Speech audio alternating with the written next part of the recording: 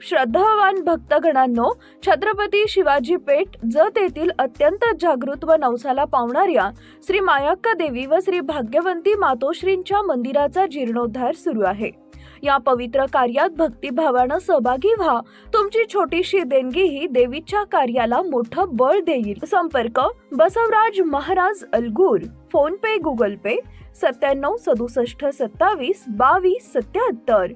देवी भक्तांनी एकत्र येऊन हे पुण्य कार्य यशस्वी करावे ही नम्र विनंती। नमस्कार, मी माया। आपण पाहत आहात BBM न्यूज। पाहूया आजच्या काही ताज्या घडामोडी। बातमी आहे जत तालुक्याची। दिनांक 14 एप्रिल 2026 रोजी भारतरत्न डॉक्टर बाबासाहेब आंबेडकर यांच्या जयंतीनिमित्त जत शहरात विविध कार्यक्रमांनी उत्साहपूर्ण वातावरण निर्माण झाले। सकाळी ध्वजारोहण, प्रतिमा पूजन आणि दीप प्रज्वलनाने कार्यक्रमाची सुरुवात झाली, तर सायंकाळी भव्य मिरवणुकीने शहर दुमदुमून गेले।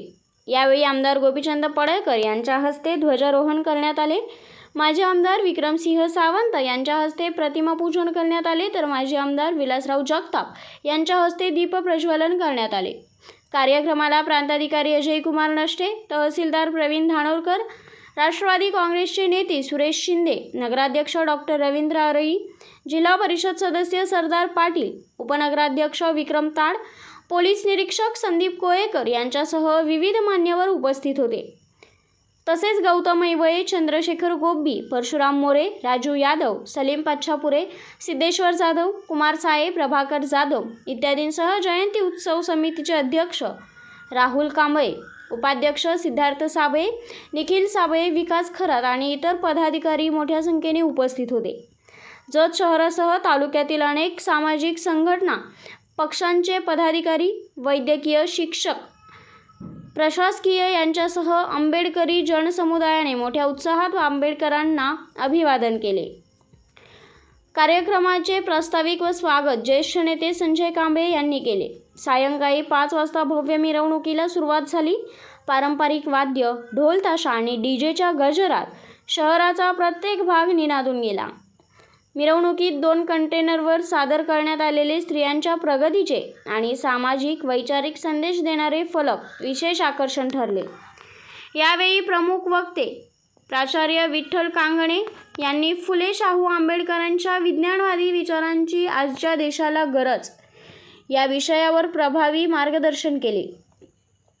त्यांनी आपल्या भाषणात सांगितले की बाबासाहेबांनी आपल्या देशातील सत्ता केंद्र सर्वांसाठी खुली केली आणि विशेषतः महिलांना मोठ्या प्रमाणावर अधिकारही मिळवून दिले।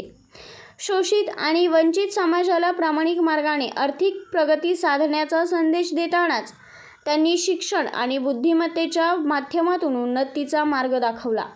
विज्ञानवादी दृष्टिकोन ही बाबासाहेबांची सर्वात मोठी देणगी असल्याचे त्यांनी अधोरेखित केले। मात्र आजची पिढी अज्ञानाकडे झुकत असल्याची खंत व्यक्त करत त्यांनी योग्य दिशेने वाटचाल करण्याचे आवाहन केले।